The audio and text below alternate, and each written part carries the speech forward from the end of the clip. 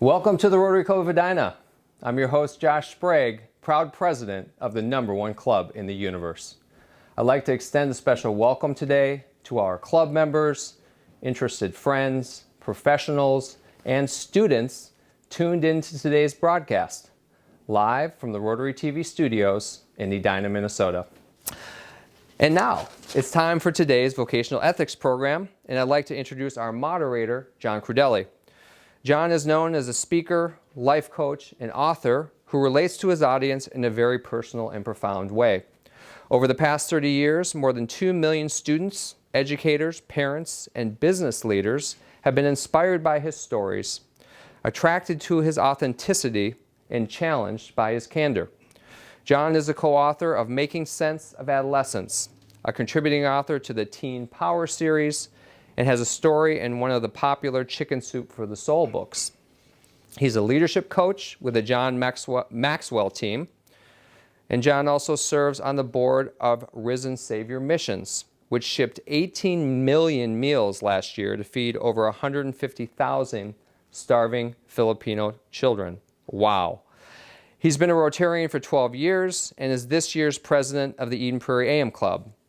Many of you know John from speaking at Camp E or as our MC at our annual Area 3 Ethics Luncheon. For me, John is more than a Rotary colleague. He's a friend. He's also a fellow traveler and what I call a roll dog.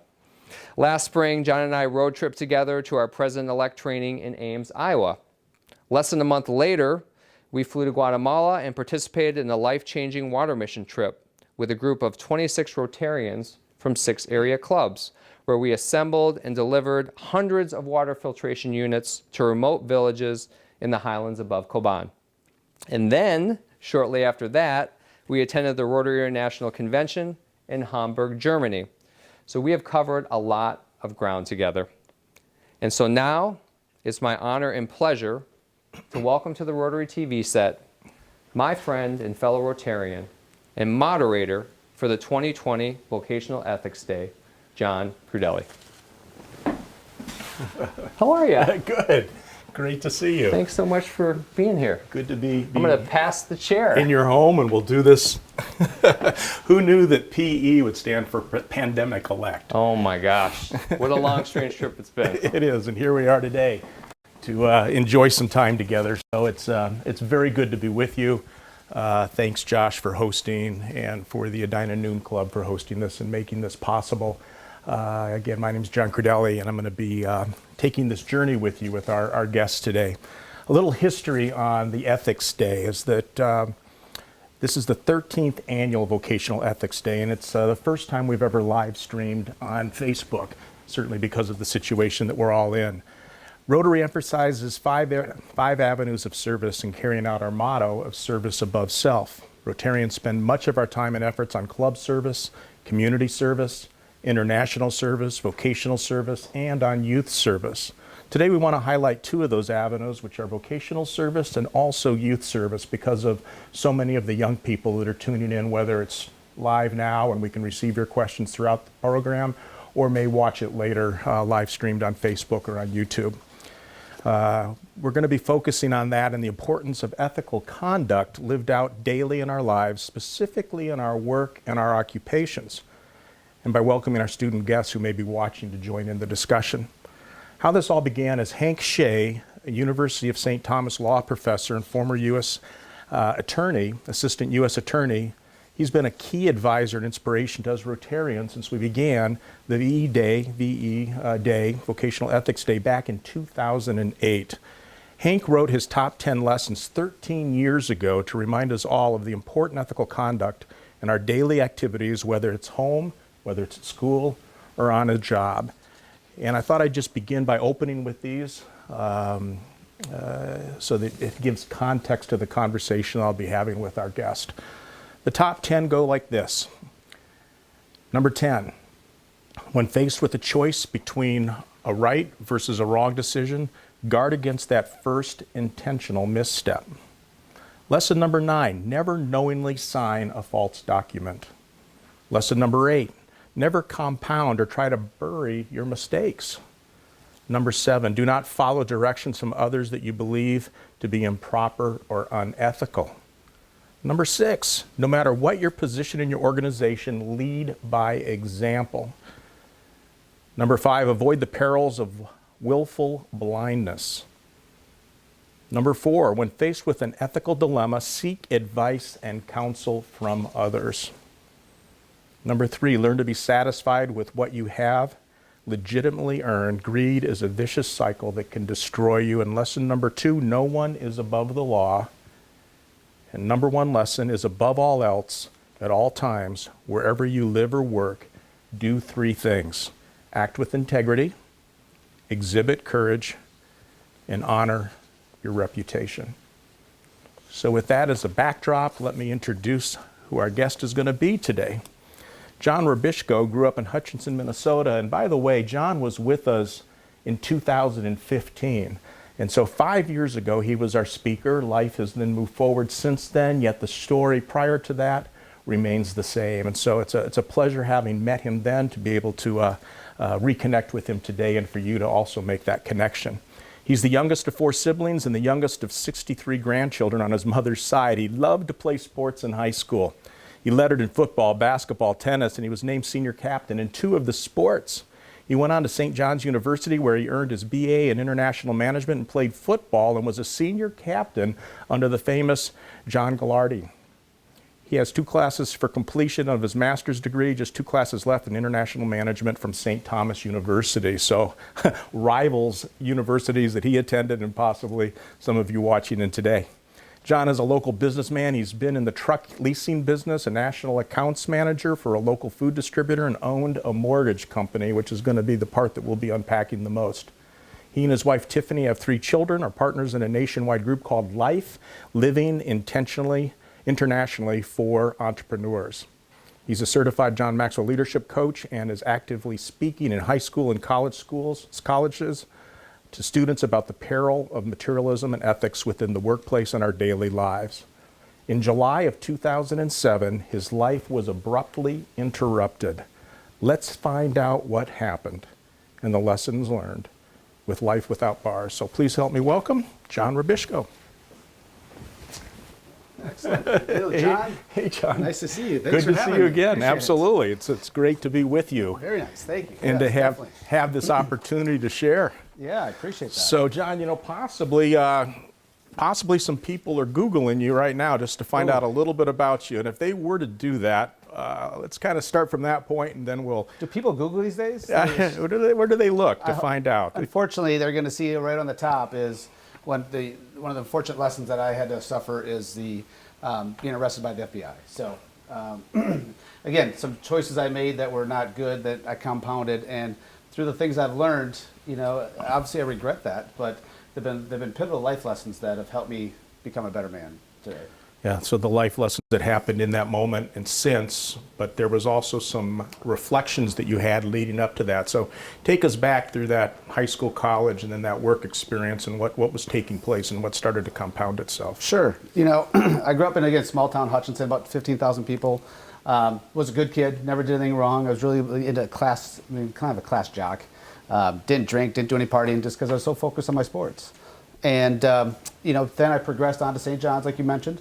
Had the luxury of playing for an amazing, legendary coach who taught me better than the decisions I made in life. But it was a great experience. I continued to travel overseas, and I got the love of seeing the breadth of this world and the people in this world, and really became fascinated with learning more about the cultures and different people across the world. And that's why I went to get my international management master's, and got work experience in Singapore. I was getting my master's, part of my master's done there, and so I was really excited about my future career. Like you said, I got into the truck leasing business, eventually went into the food distribution business, and then fell into the mortgage business, kind of by a coincidence with a headhunter approaching me. But at the time, I was getting my master's, and so I thought it was below me. I didn't think that was in my future goals, and so I took it, and then I found out that it was a bunch of guys that were my age that played football and sports in the MIC sports, and so I thought it'd be a fun environment. Unfortunately, the first day I started, there was some cutting and pasting of appraisals, which is a fraudulent manipulating the numbers on an appraisal. What's that mean? So if you did appraisal of a house and it came into 200,000, but you needed to have 250 for the loan to work, you would just cut and paste 250,000 on the numbers onto the appraisal with Scotch tape, photocopy it, and you would have your value that you wanted. And who showed you that? People were doing that in the office, and so I saw that and I turned a blind eye, which is why Hank Shay, when he mentioned that, he was right on. And when you turn a blind eye, you don't realize so my first thought was that's them. It's not me. So I'm not going to have to worry about it. And so, but what that did is, looking back in hindsight, is that it took my, moral compass and it desensitized me from right and wrong, because I witnessed wrong and I did nothing about it. I could have said something to that person, could have said something to my boss, could have said something to the state, Commerce Department, could have done a lot of things, but that would have taken a lot of courage, and that would have been hard to do. And typically when things are hard to do, they're probably the right thing to do. And what was just on that thought, because I'm thinking about our audience, what might be the conversation you're having in your mind when it's happening, and the one that you're having with yourself at night when you're going to bed or waking up? You knew something wasn't right, but then yet you talked yourself into it, or you didn't talk yourself out of it, or you didn't listen to the promptings. So, when you know something's wrong, you have that weird pit feeling in your stomach. But at night, your brain has an amazing ability to rationalize and justify into your favor of how you want it. And so your brain can quell that feeling and help you, say it's not mine, it's his problem, not mine, and just kind of deflect. And so that's kind of the thing that you got to be careful of and guard on, is those feelings and emotions, and having a mentor then to bounce that off, that if someone has an objective point of view that you respect, that can be powerful. Mm-hmm. And so what happened next? So here it starts with cutting and pasting. And this is in what year? 1995. Okay. Yeah. You were in the industry for how long? Just like 2 months, 3 months. Into it, and then you continued in the industry for many years. I So did. Kind of bring us forward there, and what were some of the other things that were taking place, and maybe the rationalization Sure. loop? Well, as people know, I'm sure people have seen the movie The Big Short. That's a very good dictation of what was happening during that time. And so there's a lot of things that at that time in the mortgage business, that if you had a pulse and a good credit score, you were getting loans and you're helping people. I could rationalize things that I'm doing this loan for the person. They wanted this loan. They needed it to save some money. You can rationalize that you're helping someone by cutting corners and helping them get a loan. In hindsight, though, you're materially benefiting as well by earning income, and some significant good income. And so there's a lot of things that happened when, after about 2 years, I branched off and started owning my own mortgage company. And more because I wanted more of I didn't want to give the cutaway to the current company I was with. And it's also easier to do my own thing and kind of not have supervision when you're on your own. Mm-hmm. And so that's kind of just, things kind of just developed, and I made more money than I ever dreamed and imagined. And I got trapped into that materialism of owning stuff, buying stuff, thinking that if I bought my wife bigger house, nicer cars, trips, she would love me more. Not realizing I was missing, I myself was not whole, because I was trying to feed it with some material items that I see today. So many people struggle with that. And because, all the TV advertising says, look, you buy these shoes, you buy this house, you buy whatever, you'll be happy, mm-hmm. But you have to be happy first before you can enjoy other things. Was there a core value there from trying to connect it back to high school, junior high, and it's now just amplified in the workplace, but say the word insecurity, what was it that was parallel? Maybe, it's a car now, but it was the best tennis shoes in high school or something. How did that connect where it may be that it's similar? Yeah, no, definitely. Insecurity is a big issue. And it's hard to admit when you're a jock and you're a man and you have some pride and you don't want to admit that you're insecure. But I think looking back in high school, because I didn't have a lot of close friends, and I kind of wanted to have those other friendships, I really cherished and loved my Air Jordans or my basketball shoes for the season, and other things that really I thought made me a cool person or whatever. And that materialized more and more in life as I didn't deal with it. And that's the key component, is that pretty soon, like you said, the more money I made, it just amplified itself. Yep. And so, go ahead. And the core friends are the fake friends, because of the sense of unpack. What's that mean? I learned the true word of friendships, and I heard this one saying once, and it's pretty spot on. Is that, it's better to have 4 quarters than 100 pennies. meaning you could have 100 friends that aren't really true good friends, but I'd rather have 4 good friends, you know. And so, you know, that's a whole aspect that's really, I found out when I was, part of my story is, if I probably just continue here, is what happened is that when I got into the business, I was making so much money, I bought so much stuff, and when I realized the marriage was going downhill because I became a workaholic, I didn't have any balance. The more stuff I bought to try and please my wife and think that she would love me more, and in my attempt of being lost, we would get a divorce. And so through that divorce, I was concerned about my income. And so in order to diversify my income, I thought I worked with so many real estate investors that I would then branch off and become a real estate investor. And what happened at that point? The best way to do that, because going through a divorce, I didn't want to have my wife have access to it. So I asked my mom, going, "Hey, can I put this on your credit?" And she was like, she hemmed and hawed and said, no, she wasn't comfortable. She was 70-some years old, and rightly so. She was a conservative by nature, and she didn't want to have that risk on her credit. And I kept on trying to manipulate her, really, and to trying to get her to see my side, and me being in the business for 12, 13 years, that it was okay. And she didn't. And so I got back to my office, and my processor said, well, you know, I could forge your signature very well on a power of attorney. And I paused, and I'm like, really? And she did it, and I looked spot on. I'm like, that's pretty good. I go, that's identical. And so then I got my banker involved, who notarized it, knowingly that it wasn't my mom's, and so I paid him for do that, and I had a power of attorney. And then I went ahead and bought one house successfully, and made $15,000 on each sale, so I made $30,000. I was going to flip it, fix it up, and flip the house and sell it. And then so I bought 2 more since that went so smoothly, within a short period of time of a few months. And so I then told my mother, said, Mom, thinking that I was a good son, like, I protected you. If anything happens, it's going to be on me. I put this in your name, and basically I just put my mom in a corner, and I manipulated her, and to my benefit, without thinking of any ramifications of what she might think and how that would affect the family, because I thought I had it under control. Yeah. And I thought I had every aspect under control and the scenarios, and unfortunately, I didn't. And so what happened in that July date in 2007? That's a pivotal date. July 4th, 2007 is when I was playing football with my nephews out from Phoenix that came up for July 4th. I walked inside to our house, and my family had intervention. And they approached me saying, in a frustrated, rightly so way, said, what did you do to Mom's credit? And that moment defined everything right there, because I said, you know what, I don't need this right now. I'm out. I ran to go party with my friends on Prior Lake, and I said, I'm done. I don't need you guys. I'm just going to, I don't need to deal with this.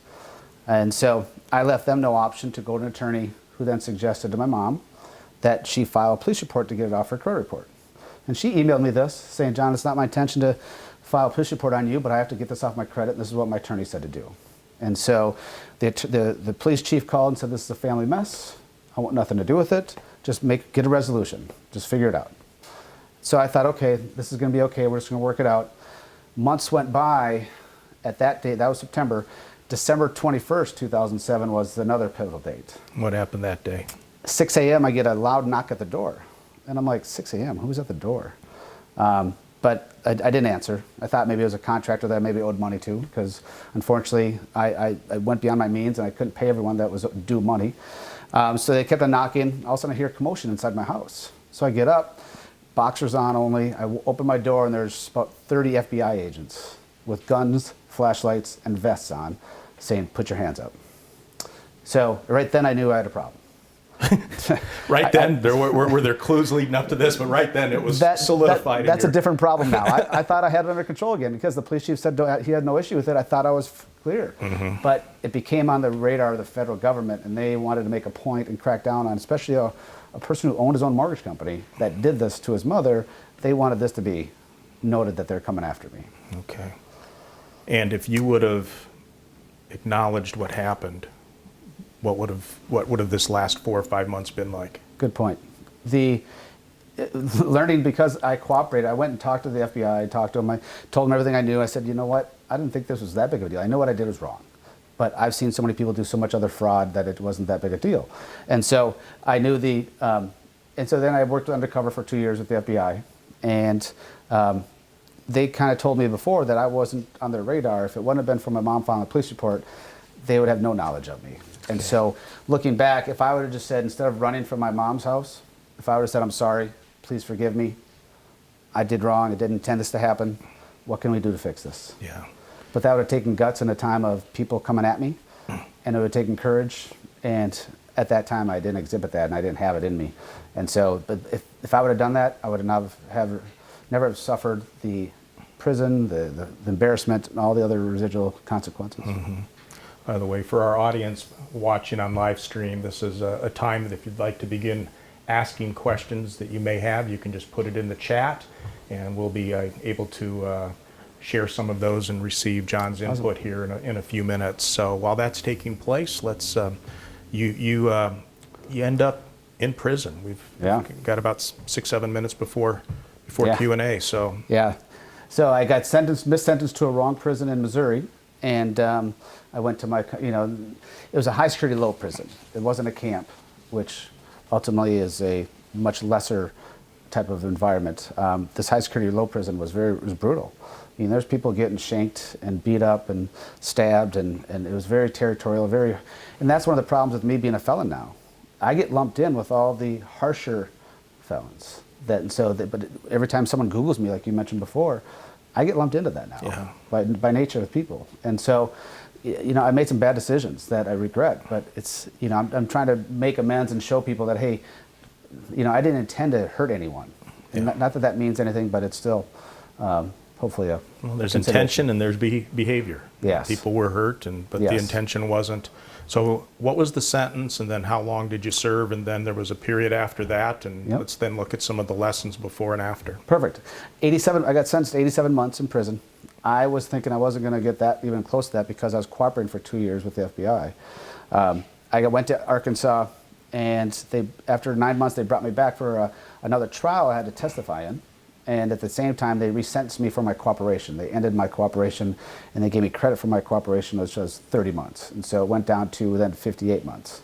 So again, then went to El Paso, Texas, which is another low security prison, and then got transferred to Lompoc, California, the infamous Fast and Furious type prison, and was at the camp there for the remainder of my time until I got a Greyhound bus back home in 2013.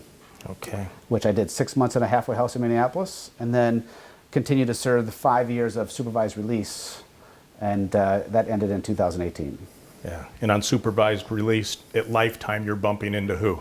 Yeah, it's crazy when I first get back and I'm in lifetime and I'm bumping into my arresting officer, bumping into my probation officer, and I continue to see them on a daily basis. You know, and you know what? I have respect for them. They treated me with respect, and I have no issues with them. And it's just, I don't think they see that too often from people they have interactions with, and so it's kind of just fun to say, hey, how's it going? You know, just acknowledge them, and we don't really talk much, but it's funny how life really kind of how it works that way. And Mr. Hank Shay, similar. He's on one side with the prosecution and on the other side with the mentorship. Yes. And it's something we respect deeply about him. Let's look at the lessons after and then the lessons before. Lessons after. If I say take responsibility, what does that mean?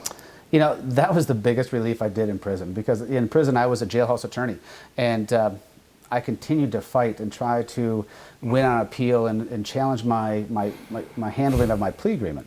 And so that gave me hope. But then as soon as I kind of just said, you know what, when I took responsibility, I said, hey, I can't keep running, because I was going to look at moving to Phoenix in Arizona because people wouldn't know me there and hide from things. I said, you know what, I did what I did to put this in front of the judge and U.S. attorney. And once I took ownership of it, it's amazing. I was in prison, but a big weight went off my shoulders, and I felt at peace. Yeah. And so that was powerful for me. So that's a discovery in prison. Before prison, what would you do with that? I'd be a mental case. I'd be like, oh, I was wronged, and I'd be fighting and blaming other people and deflecting and just kind of having that mental toxicity that it's just a lot of people I see, and it's not that I'm perfect, but I see a lot of people struggle in a lot of those aspects as well, even today with this COVID. So, on the COVID piece, what's something that you've discovered there? What's a word that comes to mind? You know, having been imprisoned, and you know, now with this COVID-19, we're all basically, like they've said, is that we're in prison now in our own homes, and like a house arrest. And Granted, I'd much rather be in my home than in a prison environment, but yet I'm able to just to take things day by day and not get wrapped up on what I'm missing out on and what's taken away from us while we go through this epidemic.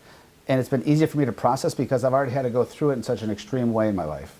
And looking at with my wife and some friends and stuff, it's hard for them. Yeah. And it's funny to see that I'm okay with it, but they're struggling, and I don't know how to help them because they haven't been through my shoes, my experiences. The extremeness of that prison compared to what is a stay-at-home request. Exactly. The adapting that goes with it. You are not your condition. What's that mean? See, like you mentioned with Google and me being a felon, and for always will be, that doesn't define me. And so people can judge me, and when people Google me, they form opinions and judge me, but it's not who I am. And they can judge me if that makes them feel better, but I'm just trying to be the best person I can be. Yes, I made mistakes like we all do, and just trying to do the best I can. Yeah. Can't teach decisions. Where did you get that? A prosecutor mentioned that to me, and when we were doing another interview like this, a prosecutor said, you know what, you can't teach someone to make good decisions. They have to practice it because it all matters with the small ones. And so whenever you go through life, you have small decisions that, like I talked before, that chipped away at my moral compass. So that when I got pushed into a corner and a big decision came, since I got away with so many other smaller decisions, it was easier for me to kind of just say, well, I've gotten away with these other ones. Other people have gotten away with these things even worse than I have. The rationalization, justification. It allowed me then the access to cross that line that I knew I shouldn't. Okay. Build self-worth. You just have to, what, basically, it's funny. I saw Sean Stevenson and talked about this, and he was awesome, and it resonated with me. He's like, people just want to be loved. And it's not by mom, dad, kids, he said the warden, whoever. It's like, we just want to love ourselves. And I think so many people aren't comfortable in their own skin. They don't love themselves. To be just at peace. And being at peace at the present right now. Yeah, the past is the past. Hopefully, be hopeful for a positive future. But just, presently right now, just be at peace and love yourself. So that's powerful. Peace in the present, and then moral compass. It's about doing things when no one's watching. It's easy to do stuff when you see someone watching and do the right thing, but every day there's opportunities that you can do small things that can help build character and help build your moral compass. I know it's subjective because we all have different views of what that means, but it's an important thing to do is just to always be doing the right thing and help out and be considerate of other people and just think about other people and not yourself. Yeah. Here's some questions coming through the Awesome. the Facebook live stream. Perfect. This first one is from Sam Thompson. And now that you're out of prison, can you ever get a mortgage broker's license again? I cannot be in the mortgage broker license again, no. So I cannot get a license in the mortgage broker division or real estate license. So that's unfortunate because I'd have really loved for that. But I'm still helping people fix their credit so they can get a mortgage. I still know a lot about the mortgage business to help people navigate through because I believe financial education is a component that people need help with. Are there a couple other significant things that you can't do because of this that's kind of a life sentence or a life reaction or response to what happened? The last election, I couldn't vote because I was on supervised release. Now that I'm off that, I can vote. So that's a privilege that a lot of people take for granted that I'm looking forward to exercising here this next election. I can't own a gun. I'm looking to get those gun rights back because I'm a non-violent felon. I can apply to get a gun rights even though I'm not a hunter. But you know what? Someday I might want to go and shoot and hunt or something or have protection. So Target practice and just whatever. It's a sport. Yeah. Yep. So. Okay. Mark Anderson asked this, what type of things did you do or report to the FBI while you were working with them? So here you are, you're collaborating, and yet the sentence was pretty strong at the end of that. That's a great question because my attorney said he had never seen someone collaborate as much as I have, in depth, meeting weekly. What I was doing is trying to get because I knew other people in the mortgage business, whether it be realtors, mortgage, title, that were doing stuff that were not legal. And so in an effort to help save my own skin, I was trying to have other people have responsibility for their choices and consequences as well. And the FBI, there's some crazy stories that I could go on with that that being mic'd up in different situations, that it was an eye-opener. But it was disappointing to see that when the judge sentenced me to 87 months, he was really put off that I did this to my own mother, and that I came from privilege, meaning I had education, I had opportunities. A lot of people that don't have that, he could understand making decisions like this. And so he was extra hard on me, and I didn't think it was fair, and that's my only thing. Is like, I didn't think I was handled fairly by the U.S. Attorney and judge, but you know what? That is my fault for doing what I did to put that into their hands. Yeah, so I think all of us in our life, and you know, when we were little kids, we say, that's not fair. It could be just go to bed. And somebody, my brother stayed up later than me. Why can't I? And so we start with, that's not fair. And here it is later on, that's not fair. Can you connect that all the way back? With no doubt. It's so true. And it's, you know, life isn't fair. So what's the discovery on that? Life isn't fair, and? No, life is just not fair. And you know, when we have a choice, though, of attitude, like Charles Swindoll says it perfectly, life's 90% attitude, how you choose to look at something. It's 10% what happens to you. And I had that post up on my mirror because it resonated with me so much that it's just all about your attitude. Like when I was in prison, I said, you know what? If I can improve myself mentally, physically, and spiritually today, it's a good day. Even if I'm in prison, I had my mind. That's why I like my life without bars is a metaphor for being in prison inside your own mind. Here's one from Don Hallberg. Whom or what occurrence has helped you the most since your prison time? So, you know. Since prison time, so that could be in prison, right afterwards, all the way up to the present day. You know, I had a college roommate's dad that stepped up once he found out I was in prison, and so he wrote me. He would come to visit me. We kept meeting as a mentor afterwards, and so to me, he had nothing, no skin in the game, no reason to do this besides being a good, solid person, and that was pivotal to me because he was giving me that mentorship and leadership that I needed in my life. Of hey, this is what people do when they care about someone, with no strings attached. What's one or two things he said to you that really stuck with you? And in a way, as we listen in today, you're reminding us that people, when something bad happens, we often don't know what to say, so we might say nothing, versus realizing that the few words that we can share or the presence can be so significant in someone's life. What was it that he said for you? What is it that you remember? You know, this might sound good. The best thing he said to me is that he let me talk. He listened to me. Yeah. You know, and I think a lot of us love to hear ourselves talk and be expert advice on things, but you know, having just someone to listen to that you respect, that you look up to, just that's powerful. Yeah. That was the most significant thing that he could do, and just being an encouragement base for me and just kind of helping me along the way of, you know, so. That's something. Yeah, we don't have to know the answers to listen. We just need to be present. Yeah, and just be concerned for someone. Absolutely. Nick Bent asks this: how did your family react with the sentencing and your other turn of events? So here they are on the front end trying to do an intervention, and now there's another reality happening. Yeah.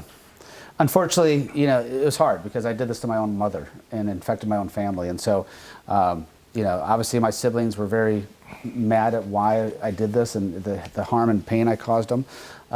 You know, I had to come back and ask for forgiveness. I wrote them letters apologizing, but talk is cheap. You know, and I think it's done by actions over a period of time. That's when I see people today and they say stuff, and it's like, you know, in prison there's an adage of believe nothing you hear and half of what can be proved, because talk is just talk. People want to be valued, seen by actions. And so I've had to prove that I wasn't trying to hurt my mom and everything else and make up for those amends. And that's not easy to do, and I'm sure there's still some residual animosity. Yeah.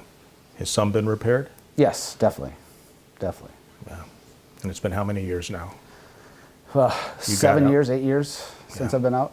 Yeah. And it began while you were there. Yes. The writing the letters. Josh Sprague asks this: what was the first time you heard that inner voice telling you something was wrong with what you were doing? How did you rationalize it? The first time would be hard. You know, I remember the time when I did the power of attorney with my mom. Man, my stomach was turning, and I just had that stomach gut wrench, and was kind of sweating and not sleeping. But yet, I thought that I had a plan to overcome the possibility of not really knowing what would happen, but I thought I had it under control. And one of the things that people feel like they have things in control in their life. And that's just not a reality, because there's things that can happen beyond your control, which is why I love saying live in the present. Just, you can't control tomorrow. So control what you can today. Yeah. And that really ties in with this next, and I think possibly final question here, and it's from Mark Anderson, and really relating this to the audience that's watching or will be watching as well, along with those Rotarians. What message about making decisions, this is from Mark Anderson, what message about making decisions can you share with high school students? High school is a tough time. I'm not going to lie, it wasn't easy for me. But, just speaking your mind, not going along with the flow, and not just always going along with the group of friends that you might not agree with. There's a way to respectfully just speak what you think and air it out. Because I know today, when I have someone that kind of says something contrary to what I want to do or think, I actually respect the person if they do it with me in a tone that's appropriate. But it's hard when you're young like that to see that. But it's once you start to learn that you garner more respect from your friends when you are, just believe in something other than just following the crowd. And so I think that's powerful. Especially, it's hard it's easier when you get older to learn that, because you're building your self-worth and you have more self-esteem and understand life a little bit better. But if I could have done that in high school, I would have had a much more successful later years. Mm-hmm. Has this been a continuum in the sense that have you learned those lessons the most from the successes or from the failures? Where's been the greatest values for you? No, zero doubt. It's always the failures. Yeah. And KTIS had a thing where someone called in and said, you know what, my dad always asked at the dinner table, what'd you fail at today? And if he said you didn't fail at anything, you didn't try hard enough. Because a lot of us don't embrace failures. We think that it's bad and we shame people because they fail. But that's, look at all the successful people in this world, however you want to deem success, they've gone through a lot of struggles and failures. Yeah. And if you have the humility to say, you know what, yeah, that was tough, I made some bad decisions or didn't do good, but if you're willing to learn from it, man, the life is your oyster. It's amazing. Yeah. What can you learn? Can Yeah. you say, I'm sorry? Can Yes. you say, will you forgive me? Yep. And what are the lessons? So, well, John, we're at time here, and we're going to still take questions in the live stream. So if you want to write more questions, continue that even as the program closes up. Myself and Awesome. John will stay after to type in responses, and if needed, do any other recording along with that. So stay online with us.